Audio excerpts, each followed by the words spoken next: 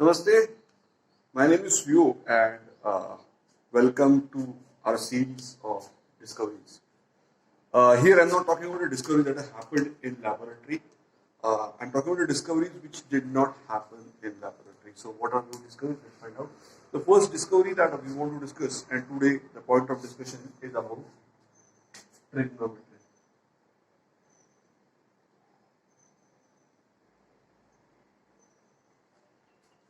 It's a very fascinating topic because it has two interesting sides about trigonometry. One side is trigonometry, and the discovery of trigonometry is extremely interesting. No one talks about it. No one.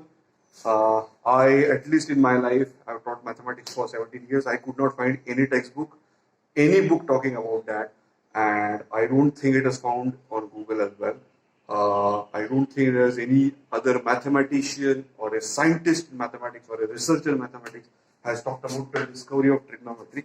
That makes it far more interesting, according to me. The second part of interest is trigonometry is a very hated topic. There are a lot of students who don't like this at all. There are a lot of friends from my school, from my college, and they often ask me, you teach mathematics, so why don't you tell me? In our school and our college, we learned about sin theta and cos theta. We still have not figured out what is use of that. So could you tell us that? All of this is, forming a big jargon as the whole nonsense about trigonometry is no one talks about how was it discovered, what is the significance, what is speciality about it. And the second part is you're just asked to remember the formula of trigonometry, which is not going to help anyone. So we're going to break the pattern and we'll just say trigonometry, discovery of trigonometry. That will actually help. In my experience, I found that if I know how was one thing discovered and what is the speciality of that thing, then that is the biggest help that I can get to learn, to practice, to use, to utilize, to implement. So, without wasting any time, let's start with the discovery of trigonometry. It did not happen in the modern era. It's not like Industrial Revolution or any recent mathematicians or Newton or before that maybe Aristotle. It's not that. It's not in that phase. Trigonometry was discovered a long time ago, like in an ancient long time, like 2000 years ago or 2500 years ago. Some even date back to 3000 or 3500 years ago. There were two places where trigonometry was first discovered, or the evidences are seen in two different places. One is India.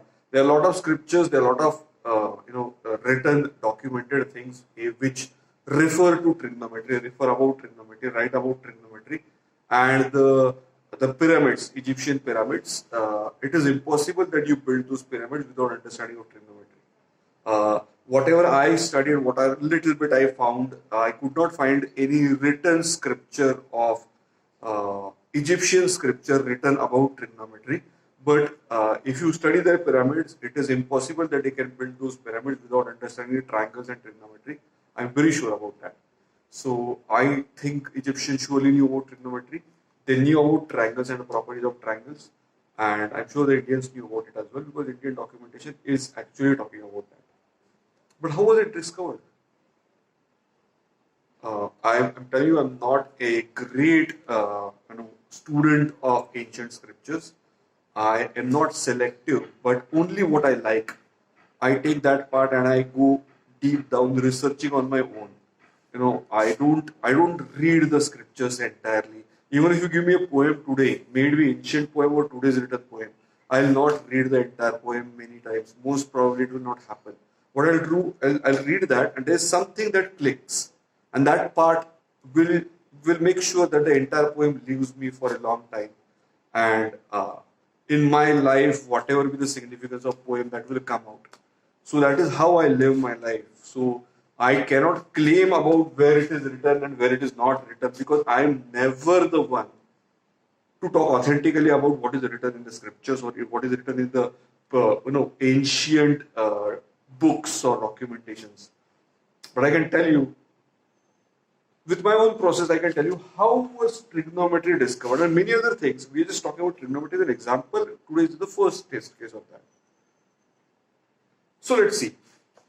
Let's wasting any further time. This is ground. On the ground level, standing is a man, and with him is his son. Let's say the son is at a distance. The man and his child, why son can be daughter as well. Man and child. His son here.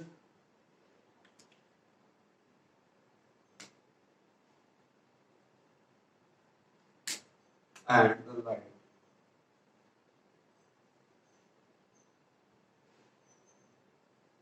This part is the shadow.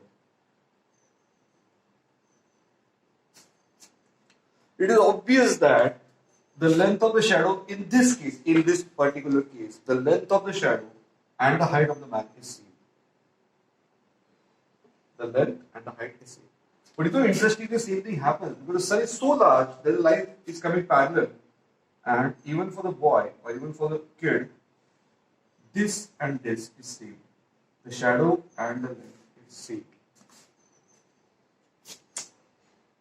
Now, initially it is obvious that anybody would be thinking, okay, this is my height and the length of the shadow is looking almost the same length. It is almost the same. So, the shadow is as long as or as big as I am.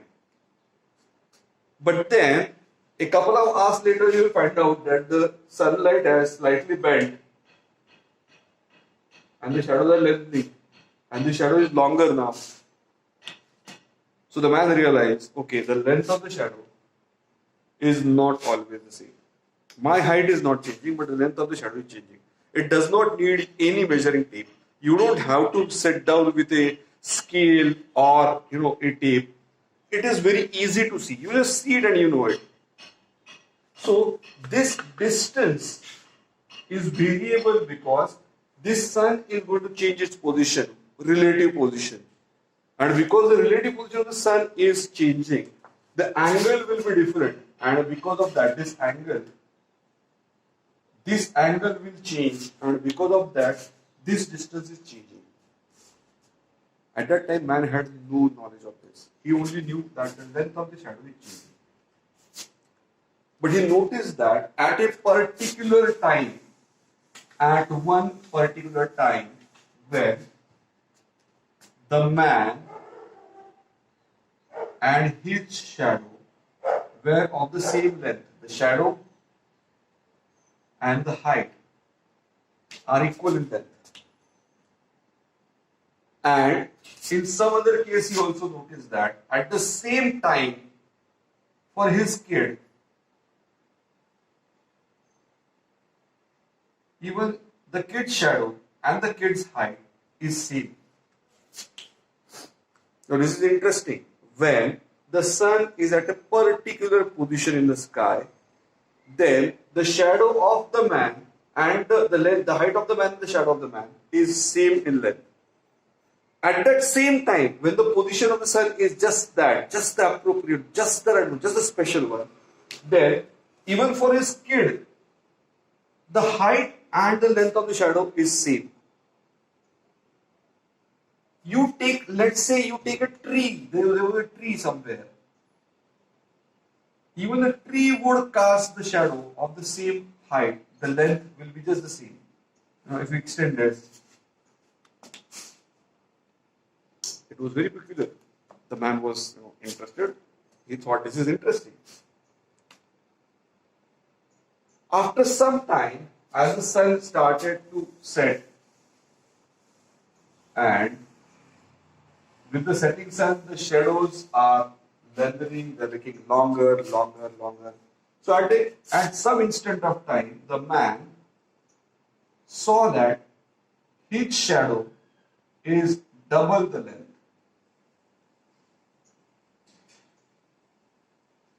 So whatever be the height of the man, the shadow is double that height. But then the man observed, it is also the same case for his kid. if this is height of the kid h small h, then this will be 2h double. So the man was very interested in this and he decided to draw some sketches like I am drawing here. What exactly did he draw? The same thing, but I'll just show how the entire process, we just walk through that. So the man said, this is my height. At one particular position, the shadow and my height are of the same length. And he just completed this triangle. This is the path of the sunlight. Sun ray is coming in this path. At the same time, even this kid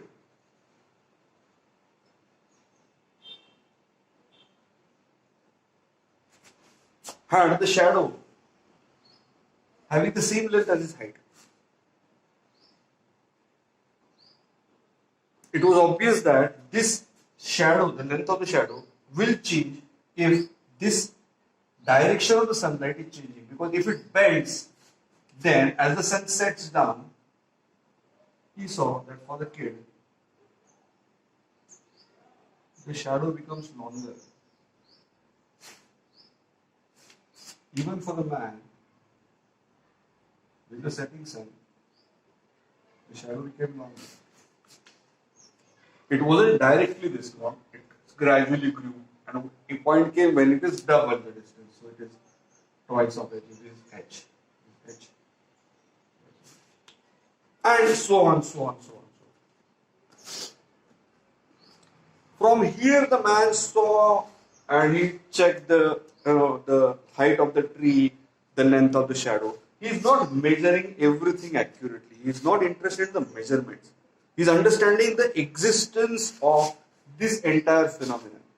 And he realizes if the sun goes down with the setting sun, as the position of the sun descends down, this ray of light is going to become more flatter. And as become flatter, flatter, flatter, as the point becomes flat, more and more flat, this height will not change. So this distance will change. And this shadow will become longer. Clearly when the sun is right on top, there is no shadow. The shadow is length zero. So he started to say, if this is the angle made by the vertical and the line of sunlight, then the angle between the sun ray or the sunlight with the vertical, as this angle changes, this shadow's distance changes. There is one more observation. So I'll just write this observation. Angle between sunlight and vertical is a special thing. He realized. What is this speciality? We'll talk about it in a couple of minutes. So he realized that this angle is special. There is one more thing he realized. Second, at any point of time, if the ratio of his own height and the length of the shadow, if this ratio is 1, if the length of shadow is equal to his own height, then at that point, even for his kid, the length of the shadow is equal to the height. Even for a tree, the length of the shadow will be equal to the height. Even for anything, you hold a stick on the ground, even the stick will cast the shadow of the same length as the height. So this height upon distance or height upon length is going to have the same value if this position of the sun and this angle is not changing. So he realized that the ratio of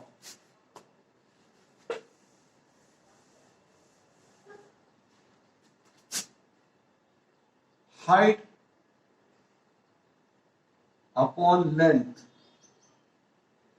is constant if the position of the sun and the angle, if the position of the sun is same, then the angle is same. Then this angle is constant. If this angle changes, then this ratio will change. And the third thing he realized that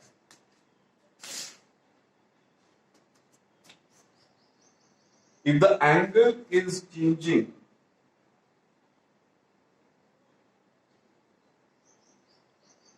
then it means that the above ratio will also change.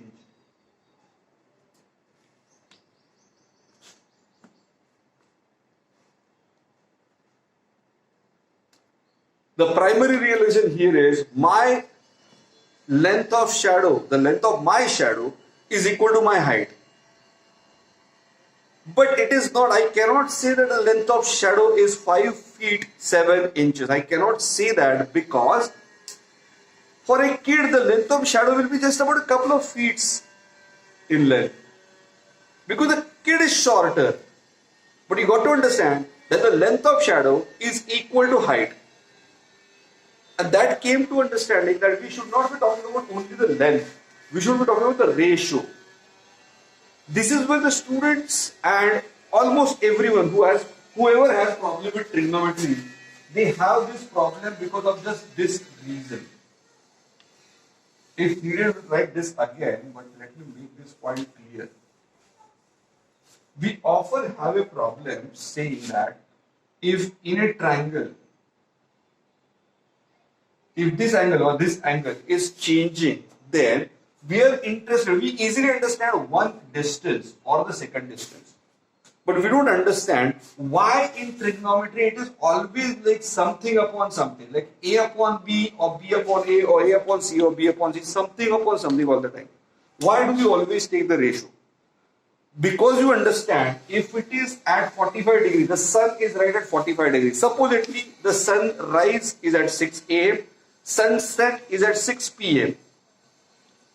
Then right at 12 o'clock noon the sun will be overhead.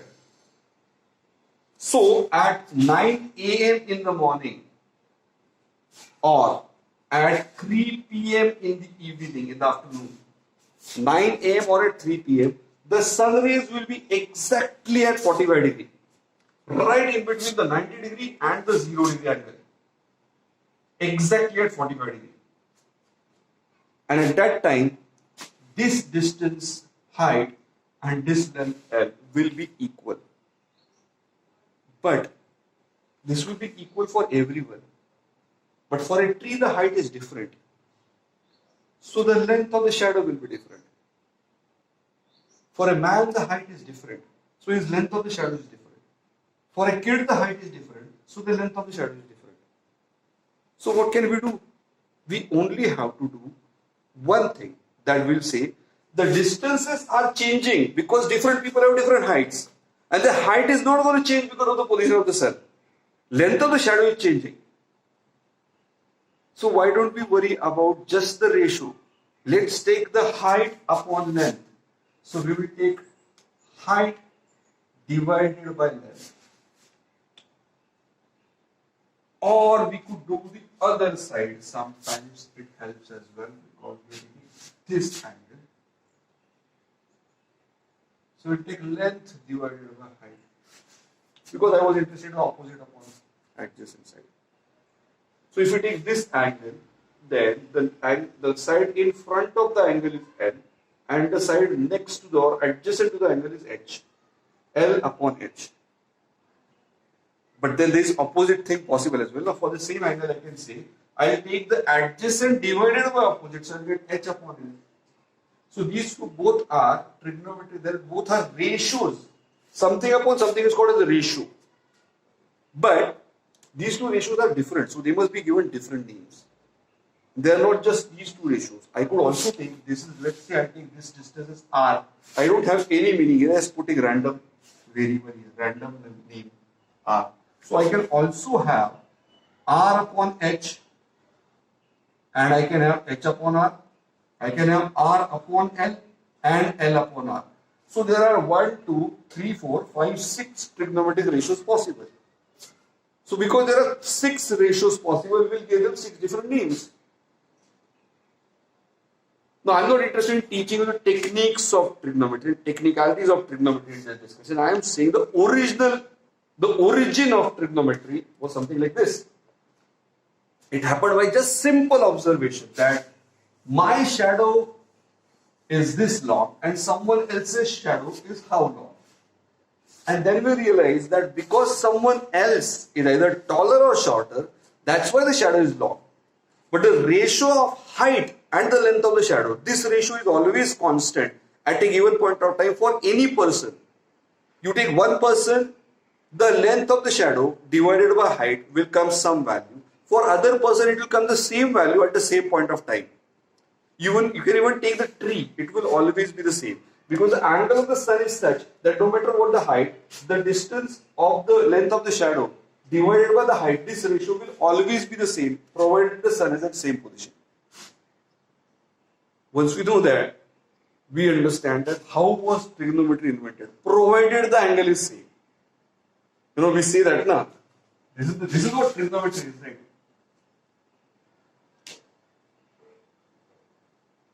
Suppose this angle is 30 degrees. Then we say this is A, this is B, and this is C. Then we write AC upon BC.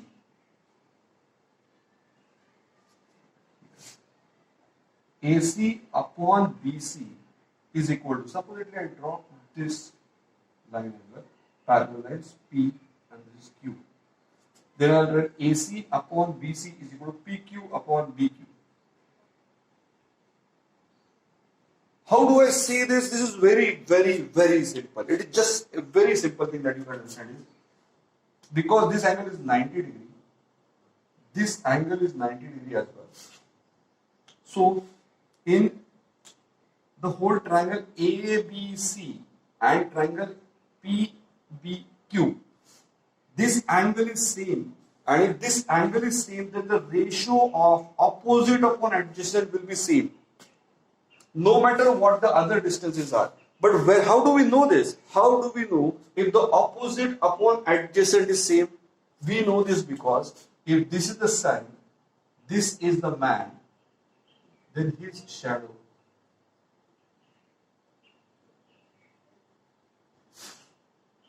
Then this opposite, this angle, opposite upon adjacent, this ratio. And if the man is shorter here, then this ratio, opposite upon adjacent, will be same. That's why at 3 p.m., naturally when the sunlight is coming at 45 degrees, we have the length of the shadow equal to our height. So the ratio is 1. Length of the shadow upon height or height upon length of the shadow ratio is 1. But it is equal to 1 for everybody in this world. Even for a kid, even for a mountain, even for a tree, it is equal to 1. Because the angle is same. If the angle made by the sun with horizontal or the angle made by the sun with the vertical, if that angle is not changing, then the ratio will not change. Out of that understanding, the trigonometry was originated. The trigonometry was generated because of that understanding that if the angle is not changing, then the ratio will not change. And this is what trigonometry is. When we were in school, and if we were taught in this manner that it is not about the distances, don't worry about this upon this, this upon this. Just understand, whenever that particular angle is constant, then the ratio of height and the length of the shadow is never going to change. From there, man realized that angle is associated with the ratio of sides in a triangle. Once you know this, after that the trigonometry is very easy. I taught for 17 years and I know that the problem in mathematics or physics or chemistry or anything is about the start. The concept is not known. Students do not know why this, why is it always like this? If you take ratio here, why do you take ratio? If you mention angle here, why do you mention the angle? What is the reason behind that? This, if you do not know, if you do not tell the students about the origin of this, we are starting on the note of confusion. And please don't mind, but I can bet on this. 99.99% of teachers of mathematics don't know this. They have no idea where the trigonometry come from. They make a huge show as if they are teaching trigonometry, they are doing something great for humanity, they are enriching the students, they tell all kinds of lies. But they have no understanding of where has this come from. See, if you don't know where has this come from, if you don't know how The first human being who understood trigonometry, who understood the logic of the ratios of sides. If you don't know how did he come to this conclusion, it is obvious that you're confused about it, and you only make sure that you replicate the confusion. In every book that you read, in every lecture that you attend, in every class that you go to, in every movie that you see, what is told in that, you will know that as information or understanding. But the confusion that exists there, that confusion will come to you as an unknown Xerox copy that you're carrying. You don't know about that confusion, but the confusion will come to you. That is why it is best that we have teachers who have lesser confusion and they can tell the students about everything. I'm so happy that India knew this 3500 years back. This is like, what more can there be a reason for an Indian to be proud of? Alright, I hope you understood this. I hope you liked this. If you did, please share this video. Please like this video and share it with your friends. Subscribe to my channel, please, and press the notification icon. Thank you.